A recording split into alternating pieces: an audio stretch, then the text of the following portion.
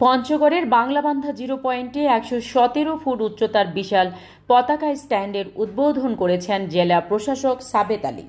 সোমবার সকালে আয়োজিত অনুষ্ঠানে প্রধান অতিথি হিসেবে তিনি এই পতাকা স্ট্যান্ডের উদ্বোধন করেন। এ সময় উপস্থিত ছিলেন পুলিশ সুপার মিজানুর রহমান মুন্সি, 18 বিজিবির commanding officer lieutenant colonel Monirul Islam, জাতীয় নাগরিক পার্টির উত্তরাঞ্চলের মুখ্য সংগঠক সার্জিস আলম, জেলা বিএনপির সদস্য সচিব ফরহাদ হোসেন আজাদ এবং জেলা জামাতে ইসলামীর আমির ইকবাল হোসেন। অনুষ্ঠানে বিভিন্ন রাজনৈতিক দলের নেতৃবৃন্দ, স্থানীয় জনপ্রতিনিধি ও স্কুল কলেজ শিক্ষার্থীরা ছাড়াও গণমাধ্যম কর্মীরাও উপস্থিত ছিলেন। পতাকা স্ট্যান্ড বেদিতে অনুষ্ঠিত সংক্ষিপ্ত বক্তব্যে জেলা প্রশাসক সহ বক্তারা বলেন, লাল সবুজের পতাকা শুধু একটি কাপড় নয়, এটি আমাদের গর্ব ও স্বাধীনতার প্রতীক।